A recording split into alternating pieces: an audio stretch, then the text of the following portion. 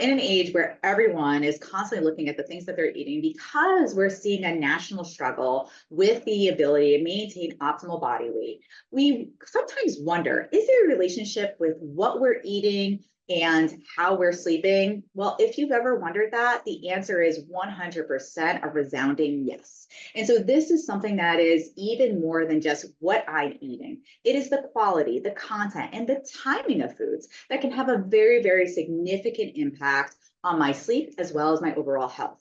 Now, in addition to that, that direction is not just unilateral. It actually is a bi-directional effect. So my sleep quality, quantity, duration, timing can also impact the foods that I'm eating. So let's unpack first diet and what it's impacting in regards to sleep.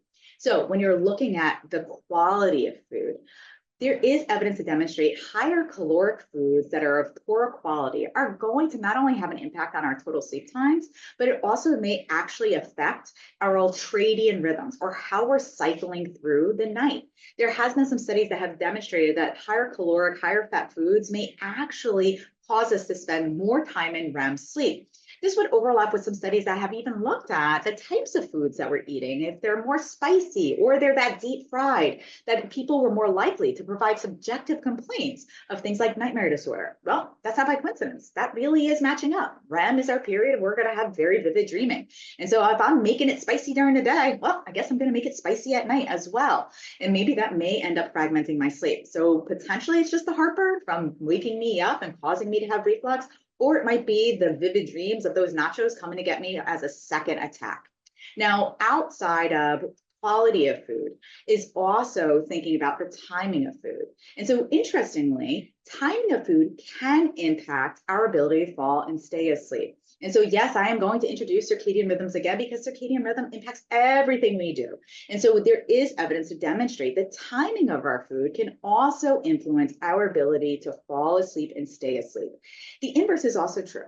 I can actually use timing of food to help me re-regulate my circadian rhythm. What do I mean? If I'm planning on traveling multiple time zones, I actually can utilize the timing of meals at the destination I'm going to as a strategy to reduce jet lag. That's right. I can utilize me eating at the time frame of where I'm going and start doing that the day of or the day before I leave in order for me to be able to adjust more easily. In other words, strategies like intermittent fasting may potentially help in being able to adapt to a new time zone easier. This also can be a strategy that sometimes can be evaluated for individuals who, I'm not changing time zones, but my circadian rhythm isn't matching what I want it to be. And so these are also the reason why, when we're looking at individuals who have things like shift work disorder and are having irregular time schedules, that they sometimes struggle with those feeding. I can remember as a resident, when I was doing those night floats, of definitely always reaching for extra food in the middle of the night, many times thinking that it may help me to be more awake. But also now reflecting on physiologically, I probably was giving wrong signaling to make myself eat a little bit more than what I would like to. Now, what's fascinating is that I've had some opportunity to even further exploration in regards to this topic. 2 years ago now, I gave a presentation at the American Academy of Sleep Medicine as a part of the pediatric postgraduate course about the circadian rhythm and the microbiome and obesity and obstructive sleep apnea. And yes, was it a lot to unpack? 100%, but I managed to do it in 45 minutes. Here, we're going to cover it in about 1 to 2. With that stated, one of the things that we have also identified is that when we're talking about things like teenagers and some of the patterns that they have, we already recognize that they're more prone to having things like delayed sleep phase. What we also identify is that when they do have delayed sleep phase and they have increased caloric intake, that they are also going to be more susceptible to having more fragmented sleep and also further disruption of the microbiome.